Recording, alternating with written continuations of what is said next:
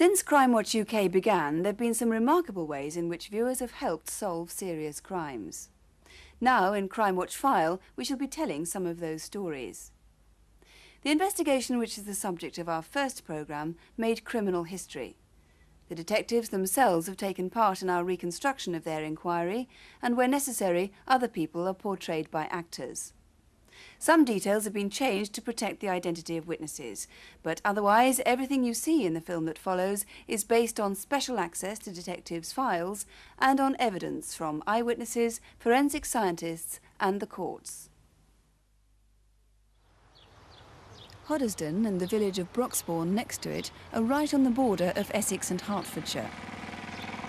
In spring 1985, a chance discovery outside a bungalow called Emerald set off an extraordinary chain of events.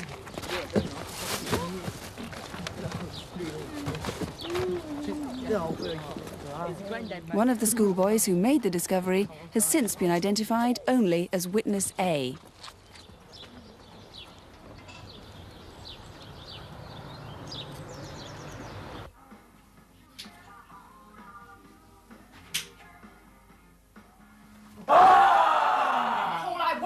Out of the house. Just throw it away. It's revolting.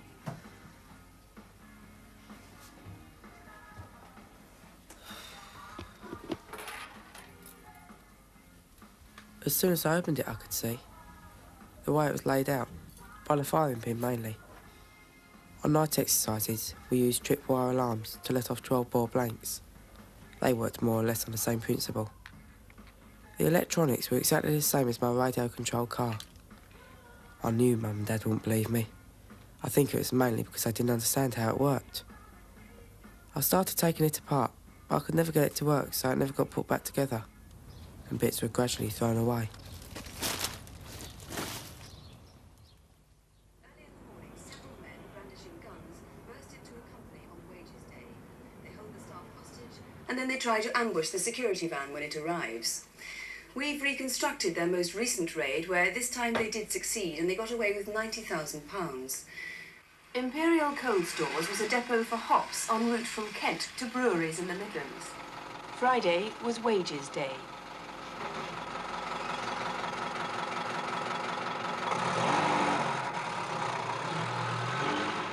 Do you know what this is? It's a remote control unit. And it works this. At the touch of a button, it goes off.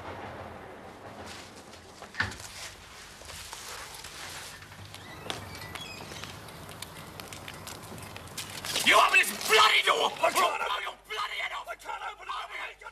And also of a son born this year. Derek Hutton is Labour's deputy leader of Liverpool City Council, which, in case you haven't heard... Do you know what this is? It's a remote control unit. And it works this. At the touch of a button, it goes off. Mum? Mum? Mum, can I have a look at this? What we're going to do is take your mate out some tea, get him out What are you watching? It's Crimewatch. You must have taped that as well. Blow your back out, understand? Hang on, I'll rewind it. It's a remote control unit. And it works this. At the touch Look of a there, button, it goes it's that off. bomb thing, you know, like the one I found. It is, isn't it? Will you let me ring him up? Go on, let me ring him up. No, just play the tape, Paul. Let's watch the programme before you get overexcited. On the night of the programme itself, I think we received somewhere in the region of 60 to 70 calls at the studio. And it was probably 2 or 3 days before I received a telephone call from Hoddesdon Police, who told us about this young boy that had told them he had found an identical device in a rubbish sack some months before. I don't know if I'll get all the detail of that. Just do what you can remember, Paul. I was a bit sceptical that the lad may have been making the information up, having seen the programme, but he drew the 4 corner posts to the box, which at that stage finally convinced me that what he had in fact seen was the bomb that was used at the Cross and Herbert's robbery. From April 1985, we identified a particular gang from description, from their method attacking premises early in the morning, taking staff hostage at gunpoint, intent clearly upon stealing the contents of the security van. But in 2 of those offences, an exploding device was used. It was a viable device, although we are not, of course, showing you all of it here. It was indeed fortuitous that the family of this young boy had videoed the Crimewatch programme, and that he, that evening, whilst at random flicking through, happened to latch on to the very point in your film where you displayed this exploding device. And that gave us an address. In fact, it gave us Emerald to concentrate upon. Emerald is in a very desirable area of Hertfordshire. It's in Broxbourne, in a road called Riverside. As far as the local officers were concerned, they had no personal knowledge of either the previous owner or the current owner. As far as the previous owner was concerned, we had a family which had moved very recently to a more expensive house, and we were also able to establish that the previous owner had his own electrical company, which again we thought may be the possible link between him and the explosive device.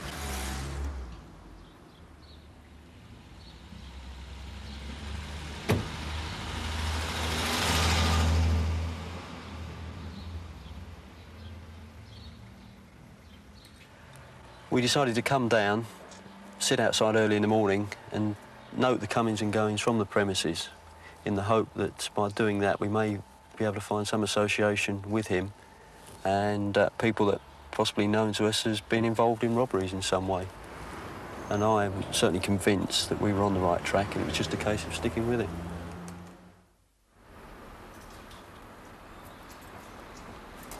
As the flying squad continued the inquiries in London, events in Harlow in Essex added a new and even more serious dimension to the investigation.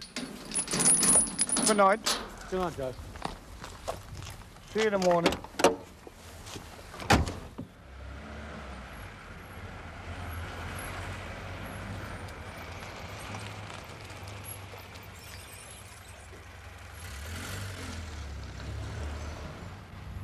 One does take different routes to work, or if a car is behind you for a little bit more than normal, one does tend to go round a block once or twice.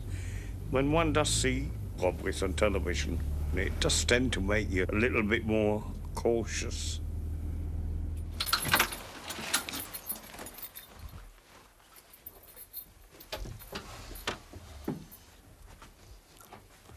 When I came into the room, I saw this man over there and another one behind me with a shotgun. They made me sit in a chair, handcuffed me. And then I saw my wife and daughter handcuffed to the table over there. Can you imagine that there's a knock on the door? They're waiting for, the wife waiting for her husband, Joe, to return. And at 7 o'clock, there's a knock on the door. And when it's opened, in rushed the villains. Balaclavas, shotguns, the lot. That alone must have been frightening. But then to sit Mrs. Symes down and her daughter, to handcuff them and say, we're waiting for your husband, nothing will happen, be quiet. And there's more arrived with guns, must have been very traumatic and very frightening indeed. At first he said, well, you obviously realise what we're here for. And they said, we want you to take us up there in the morning and open the safe up so we can help ourselves. During the course of the night, and prior to the villains leaving the house, they bound Mrs. Symes and her daughter to the bed and gagged them and left them in that state. Mrs. Symes and the daughter find it very, very difficult to talk about their experience of what went on that night. And I don't think they ever will. One of them produced a box with a red light on it attached to a belt, which they said was a bomb, which they could control would be controlled by remote control. And they suggested in the morning, you would stick it under the seat of your car, and if I did not do anything they wanted, they'd detonate it. A few minutes to 6 o'clock, Bill Borman arrived, and he had Steve Perry with him. another chap. They got out their car, he locked his car, and I got out of mine. Said, morning, and I locked the outer gate. They then instructed Joe to open up the inner doors, and it was from the strong room that some £500,000 was stolen. They just raced in there, and after about 9-10 minutes at the most, one of them shouted, "This is it, lads," and they picked up what they had, locked us in the safe and went. As far as I know, this was the biggest robbery Essex had had, and it's unfortunate to say, even taking into account all the hard work that had been done, we were getting nowhere.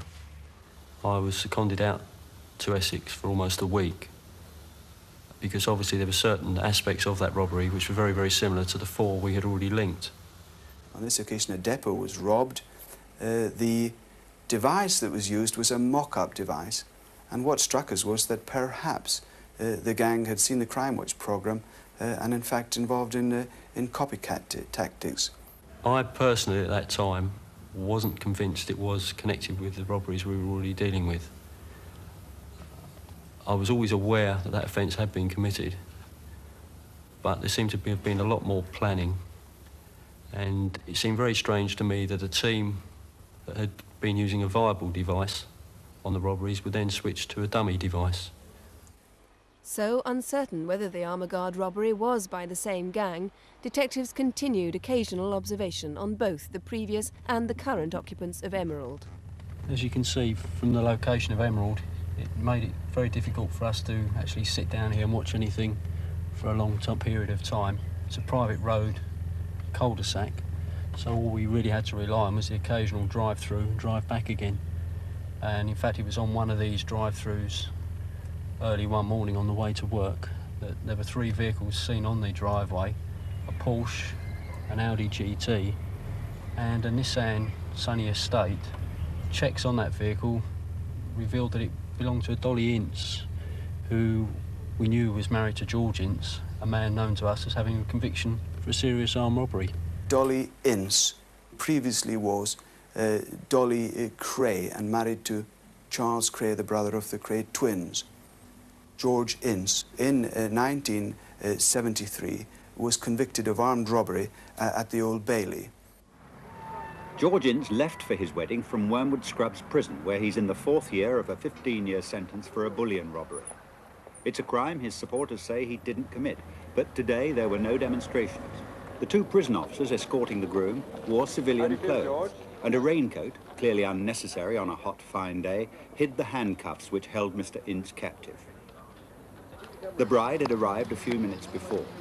It was her evidence about their love affair which cleared George Ince of killing a Mrs. Muriel Patience in what became known as the Barn murder case, before he was convicted in another case for robbery. The apparent link between George Ince and the people now living at Emerald suggested the detectives' first hunch had been wrong. The new residents suddenly began to look far more interesting to police than the previous ones. Our discovery on the 4th of February of that year changed the direction of our inquiry, inasmuch that we were able completely to clear the previous occupant of the property. He comes out of our inquiry whiter than white. If ever he wants a reference, he can come to me and get the Flying Squad seal of approval. And we were then looked much, much more closely at the new occupant, David Krogh. David and Rita Krogh, when we looked at them first of all, had convictions for minor shoplifting, and although we could never identify his occupation, we had no reason to identify him as an armed robber. We, of course, could not move at that stage against the Kroghs. All we had was mere suspicion, and that is obviously not sufficient in law. All we would do is alert people that we are maintaining an interest in them, and our inquiries moved to a closer surveillance.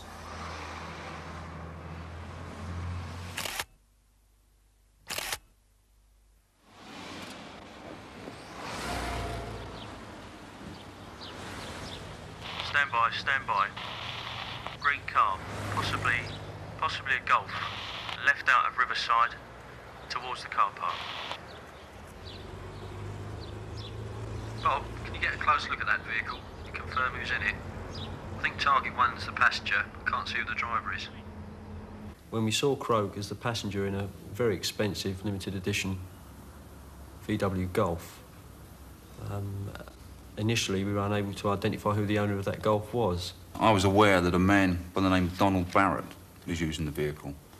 Now, some 6 or 7 years previous, I had in fact had personal dealings with Barrett when he was arrested for a series of armed robberies. He was subsequently accepted as a supergrass, and I knew that he was at that time out of prison, having been released some months previous. We had to move into a proactive role. Here was a man who was one of the foremost armed robbers in London, clearly capable of committing all the offences that we had linked, and also the armour guard offence.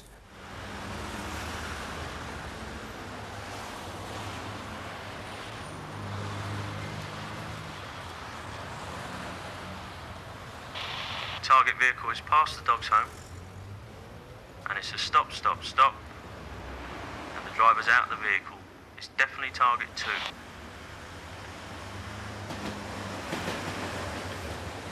He's wearing a light shirt, dark tie, and jeans. He's back to the vehicle, and it's an off, off, off. All units, hold back, hold back. I think this is a cul-de-sac. All units, contact with the target vehicle. They're into the one-way system. They're following the system round. And he's coming out, back towards you. It was on one of these occasions that a team of us took Barrett and Croak down to an area of Battersea, and in fact onto an industrial estate, which we later found contained a security depot, which we believe that they were in fact looking at. From our observations, it was clear that they were planning to rob a security depot called Shield, which is in the Nine Elms area of Battersea. And if they are sophisticated enough and have the ability to attack and rob such a depot, it's fair to assume that in fact they were the team who committed the armour guard robbery.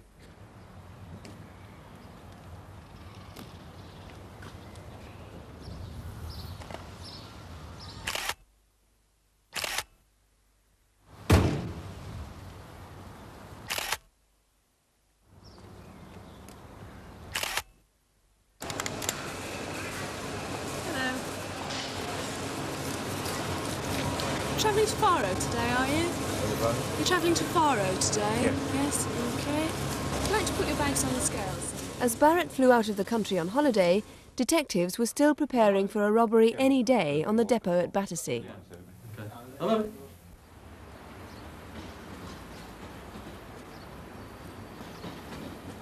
I was out that day really just to have a good look at the depot and the surrounding area. And I recognised the red Golf as being a vehicle registered to what I thought was an associate of David Croak. And it struck me at the time that perhaps this team of robbers had actually someone working in Shield. Our concentration on Emerald has now yielded David Croak, Donald Barrett, and then yielded for us Alan Turner. Interesting chap, Al Turner, because we identified that he lived in Clacton, visited Emerald, and turned up at the depot at Battersea, clearly employed at that establishment. It was clear that they had an inside agent at that depot.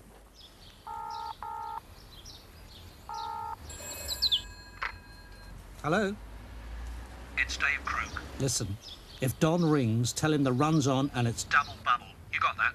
Yeah, OK, I got it. I'll tell him. See you then.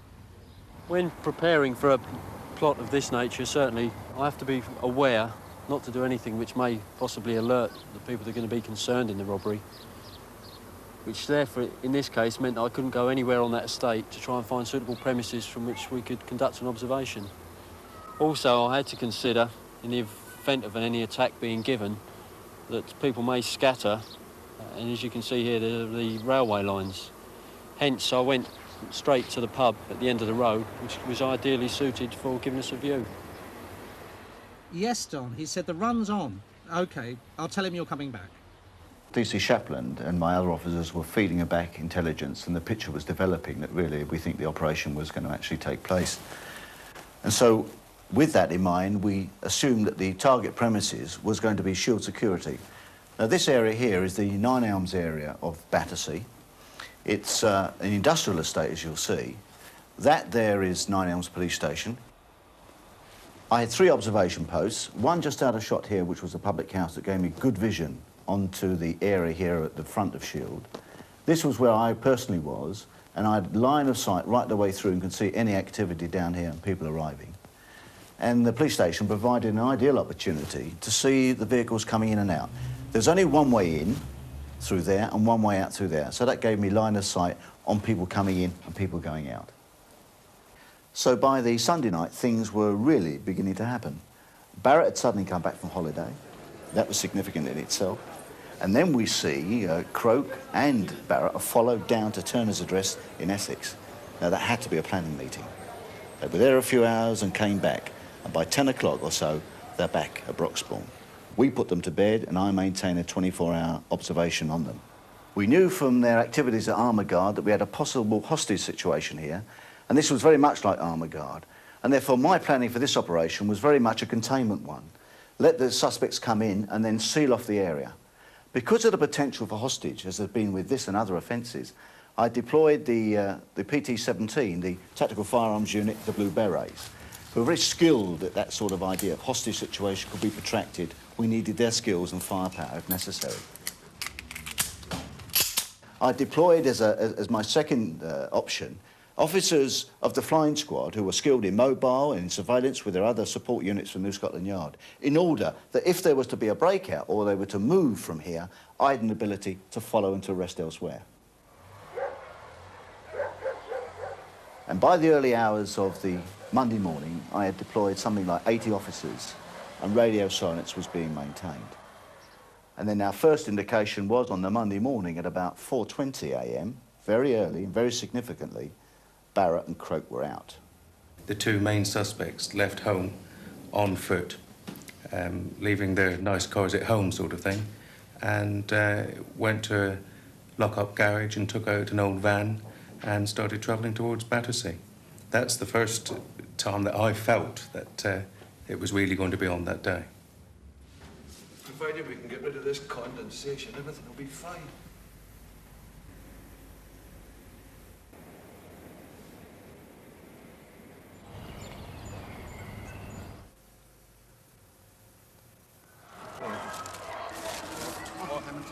I don't really think I want to eat anyway. So in the early hours of the morning, Barrett and Croak are on their way down, travelling south towards us. Our first real sign of any real activity is about 5:45, when Turner himself comes round here onto the estate. Stand by. Turner's just arrived in his GTI. He's reversing, parking next to the hamburger stall. Wait a minute. Yeah, he's out the vehicle. Where's he going? Wait a minute. Yeah, he's gone out my sight now. A few minutes later, Turner's co-driver for Shield Security was seen through from the observation post to come in and take the same route as Turner and come and park beside him here. Stand by. This is the known employee. He's out of the vehicle. Turner's approaching him. They're both talking by the side of the known employee's vehicle. Just at about 6 a.m, the real event happened was that Croak and Barrett had been followed right the way down and were seen to come through past the observation post and enter. As soon as that van arrived in the area of Battersea and went on round to where the Shield depot was, the mood changed completely and everybody became geared up, ready for an attack to be given if necessary. I don't think there's any doubt you do get nervous. I don't think you'd be human if you didn't get nervous when you know you've got suspects, armed suspects, coming on when you're sitting waiting for them, yes, you do get very nervous. Suddenly, I get a coded message from my observation post here that the blue escort van with Croak and Barrett actually leaves the estate and goes and parks nearby. There's a driving, stand by.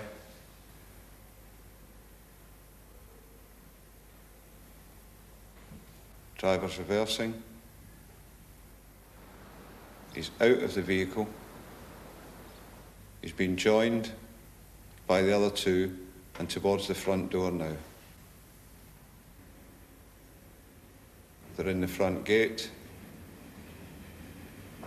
Yes, and they're now into the premises, all into the premises.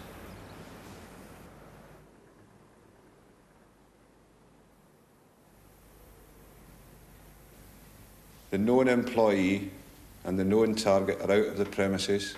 The known target is carrying a small shoe-type box. And the target is into the vehicle. The vehicle's reversing.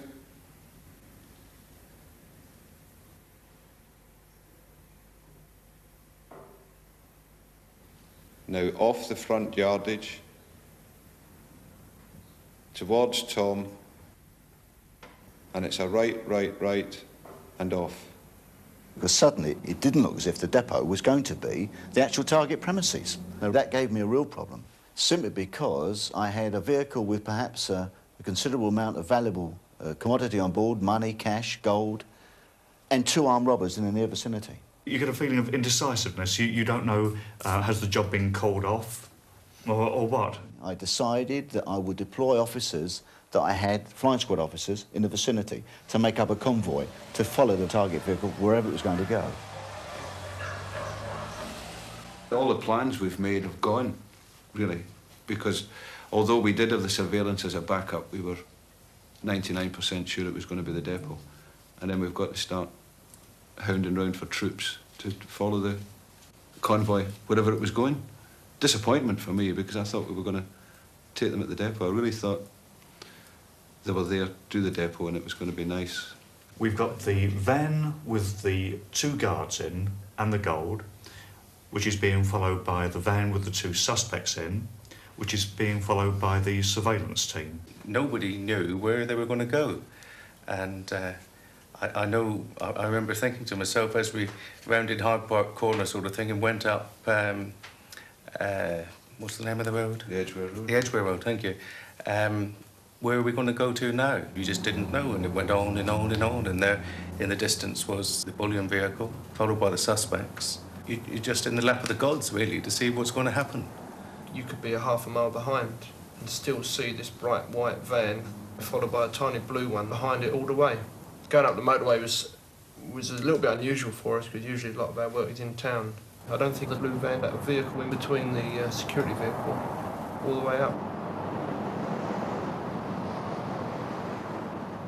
We obviously knew we were at Newport Pagnell on the motorway. We were pulled up on the hard shoulder, probably about a quarter of a mile to half a mile short of the service area, although we were in radio contact with the surveillance officers and we knew exactly what was going on within the area, service area itself.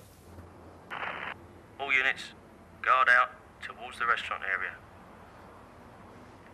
Target vehicle is stationary in the car park.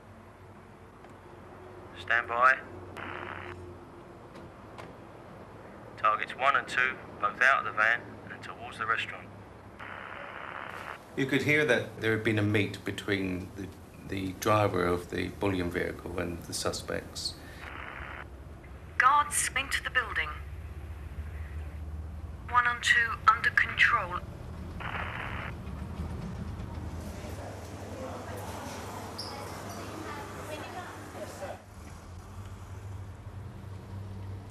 One and 2 back towards their vehicle. Stand by. Guard, back to the car park.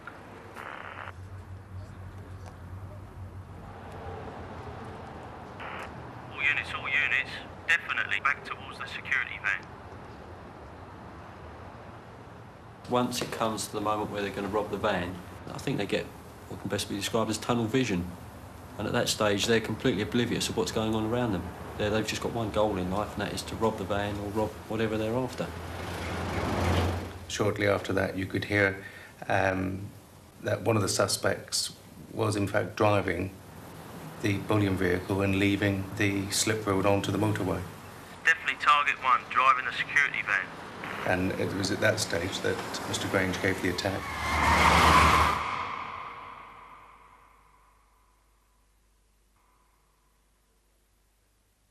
It's a build-up of adrenaline, it's a build-up of nerves, and then when you get the attack, it's released. I don't know what the other chaps feel, but I haven't really felt anything else like it, to go across the pavement and nick a team of armed robbers. It's very difficult to describe because you're moving very, very quickly, but once it's all over, once you've got them down on the ground, handcuffed, you've got their guns away from them, then it's a feeling of relief more than anything, the fact that you're not hurt and nobody else is hurt and they are nicked. When you saw him standing there, he was exceptionally cool, calm and collected. There's no other way to describe him, really. I mean, he seemed the business, I think. Really seemed very professional. And I'll never forget the first words he said to one of the officers who he knew. He said, "Hello, Phil. Nice little chickle you've had here." And that was on the M1 with firearms all around, vehicles buzzing up and down, and he recognised an officer and basically congratulated him for the work he'd done. I then went further back down the motorway to where Croak was being dealt with. And then we made arrangements for them to be photographed and taken into the local police station. By 2 o'clock that day, officers had arrived at Emerald. Rita Croak was just leaving with a shotgun cartridge and a CS gas gun. She was taken to Milton Keynes police station and initially charged with conspiracy to rob. The 2 security guards had been handcuffed in the van during the robbery. One was entirely innocent. The other, Al Turner, turned out to be Rita's son. He was later charged with robbery and firearms offences. David Croak was also taken to Milton Keynes police station and charged with robbery and firearms offences. But attention now centred on Donald Barrett. If police were to find evidence on other offences or to arrest any other members of the robbery team, then it would be through him. The question was, could Donald Barrett become the first person in British criminal history to become a supergrass for the second time? Well, following his arrest, we realised that here we had something very important, that this team were responsible for a whole series of sophisticated and very violent crimes. And the idea he could provide us a link. We asked him whether he would cooperate, and he said yes. Mr. Grange is upstairs. We might as well go up and see him now. Yeah, I'll come back to you later, OK? Yeah. Whilst he was at Newport Pagnell, I, in London, began the process of seeing the senior police officers at New Scotland Yard and the Director of Public Prosecutions to get their agreement. It wasn't an easy decision because he'd been a resident informant, a supergrass, as you would want to call him, in the past. Here was an absolute unique occasion of a man who could be taken on board as a resident informant for a second occasion. Never been done before. Right from the start, the arrest on the M1, Barrett showed great concern as to what was going to happen to him.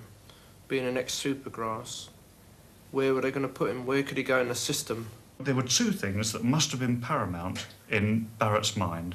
One was how to keep himself safe, and 2, the least possible sentence. Also in his mind was that Croak may wish to become a resident informant. He based that on Croak having asked him many questions about how he was dealt with previously as a supergrass. He had to basically, I think, get in first. Barrett had served his previous sentence apart from other prisoners in the supergrass wing at Bedford Prison. But he knew that he could only get that protection again if he were to have the same status.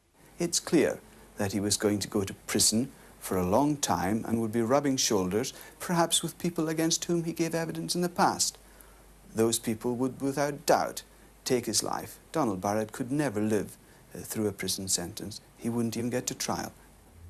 From a special incident room, 12 detectives began to re-investigate the offences and criminals Barrett was telling them about.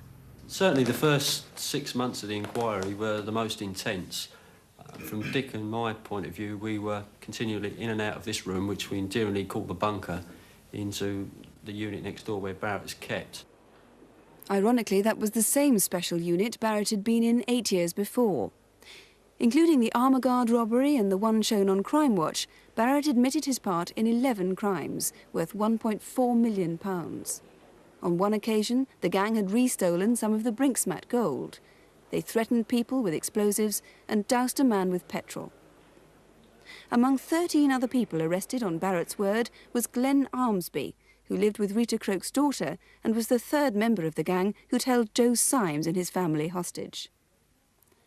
George Ince was arrested and held for a number of weeks before all charges were dropped and he was released. His wife, Dolly, never featured in the police inquiry. You get to the stage where the information concerning the offences have run out and you're left with what to talk about. Personally, I found it was quite easy with Barrett because he's been around for a long time. But then again, so have I. And we had a lot of mutual criminals in common that we could talk about. There is a very real danger. It's described as the Stockholm Syndrome, where the hostages and the hostage takers get so very close. In this case, we have got the prisoner and the police officers. There's a real presence about him, and almost like a caged tiger in many ways. But for all that, we're able eventually, over a period of time, to work together very effectively. The detective officers who have the investigation of the offences do not have the care and custody of the supergrass. In fact, the supergrass is looked after by uniformed officers who work under strict Home Office guidelines. The way that the courts treat the evidence of a supergrass, quite rightly, is very sceptically. And we then had to set about to corroborate all the aspects that Barrett told us about. And that took us all around the country. It took us to France, took us to Malta. So it was important that what he said, we were able, in some other way, to prove or corroborate. David had gone out to Malta after Armour Guard. Someone called Victor looked after his flat and boat. The boat was originally called Armour Guard or something like that. Detectives went to Malta and searched the Crokes' flat there. Among other evidence, they found the boat Barrett had mentioned. It had been repainted, but the name Croke had rather foolishly given it showed up under ultraviolet light. Having checked the obvious that Armag wasn't a local Maltese word, we now had this excellent corroboration for what Barrett had already told us in his statement and would later be giving evidence in any court proceedings. I've been asked about a bank account held by David Croke at the Bank of Ireland, Seven Sisters Road. The account was in the name of T. Moore. I had some cheques from this account signed by Croke in the name T. Moore. We recovered a great deal of correspondence in the name of T. Moore and David Croke in a briefcase. We also went to the Bank of Ireland, and there we saw all the evidence recorded in the bank statements, paying in slips and cheques, which completely corroborated what Don Barrett in fact had told us. From this wealth of evidence, we're able to prepare a picture which shows David Croke's finances. The blue column shows what Don Barrett says their share of cash was, and the pink column shows what cash is shown as being paid into the bank account. These two columns here relate to the offence at Armour Guard, where Don Barrett says that David Croke had about £140,000 as their share of the robbery, and the pink column clearly shows that about £140,000 was indeed paid into Croke's bank account. Barrett was also required to confront his former accomplices before giving evidence against them in court. Gentlemen, for the sake of the tape recorder, would you please identify yourselves? D.C. Cuthbertson. Donald Barrett. D.C. Shapland. Mr. Barrett, can you identify this man in the corner? Yes, I can. Who is he? Dave Croke.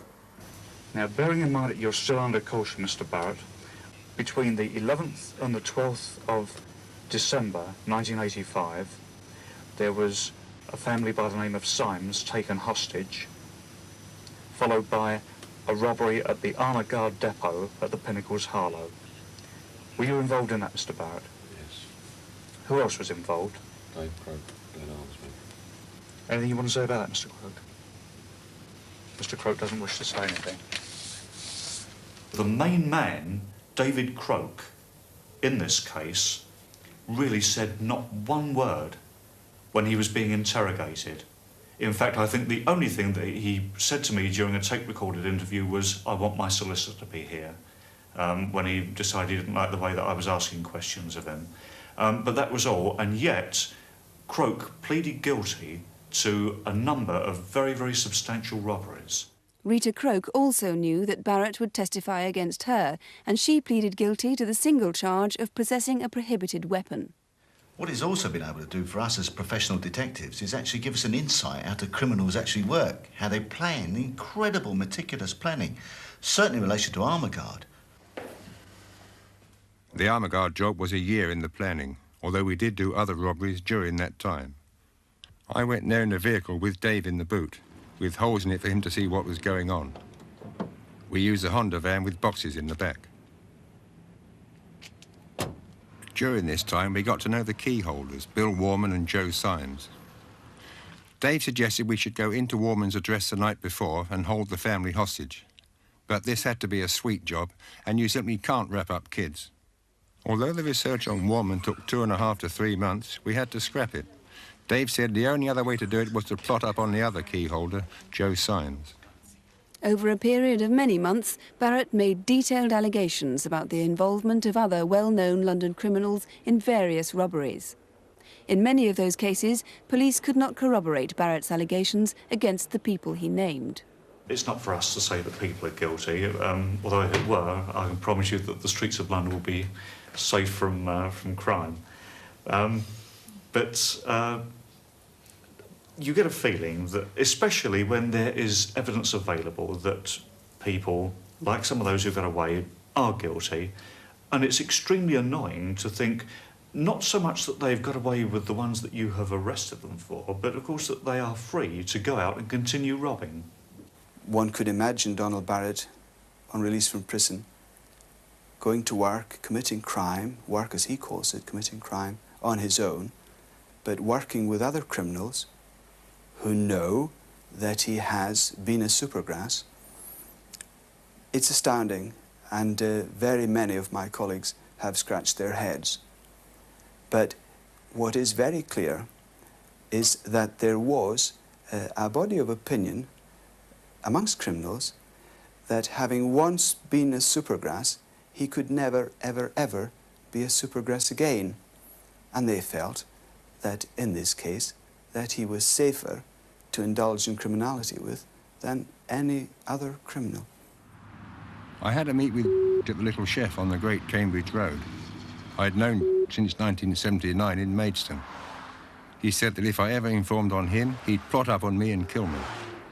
He agreed to work with me and we discussed the job.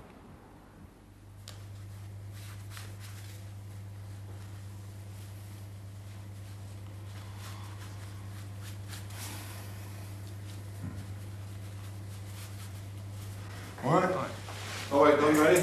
Yeah. We used to transport Barrett every day from next door to the Old Bailey when he was giving evidence.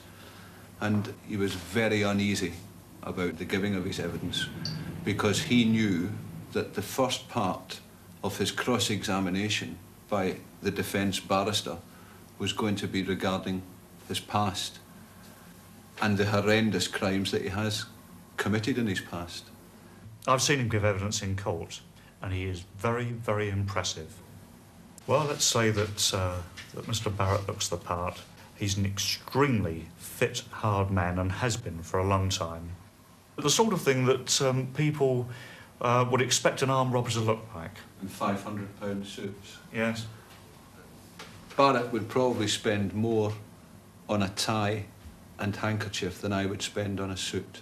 He always asks my opinion of what sentence he's going to get, because it's the only thing that preys on his mind. He can't think of anything else.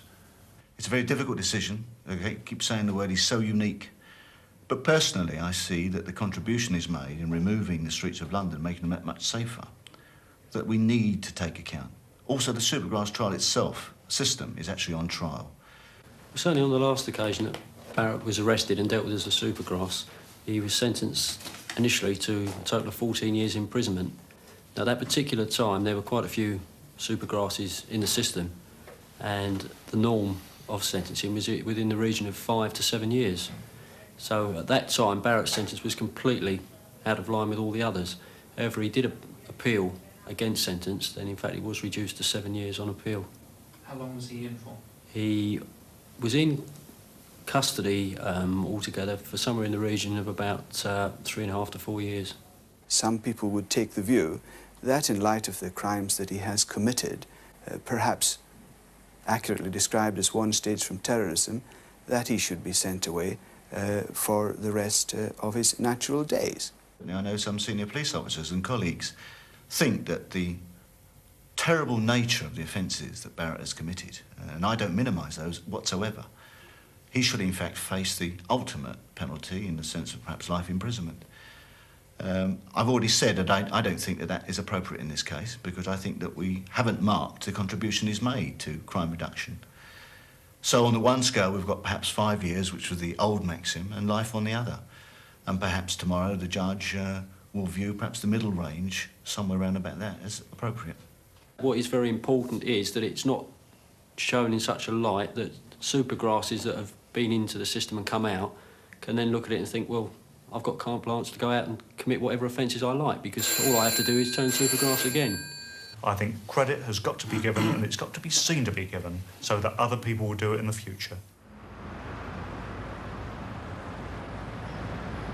In the dock at the moment are Mr. Croak and Mr. Barrett, who've been listening intensely to what's been going on.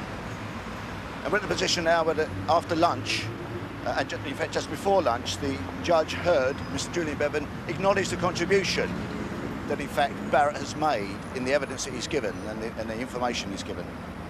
And this afternoon, myself and Detective Inspector Grange will go in and give some broad idea of the impact that the evidence that Barrett has given to us has meant to policing in London.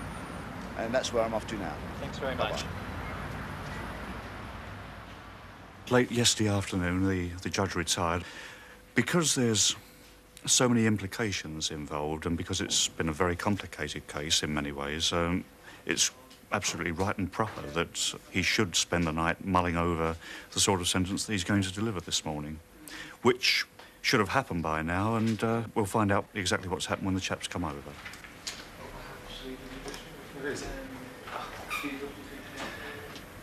What's your poll?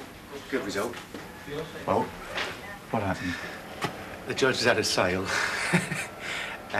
Croak, 23 years. Housekeeper, Yep. resident sergeant, contact front office, please. Barrett with 50%, no, not 50, 25% reduction, 16 years. 16? All in all, I think it's a fair result. Yeah, it's, I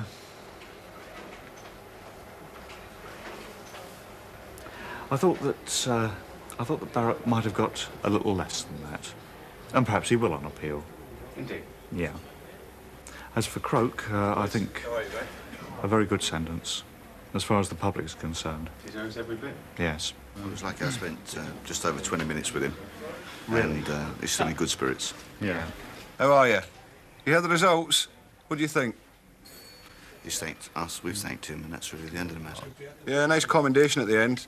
Mr. Grange, Paul, Dick, Ray, you, me, Neil Murphy and Colin Ellis for the surveillance at Newport Pagnell. 'Tis. Nice result.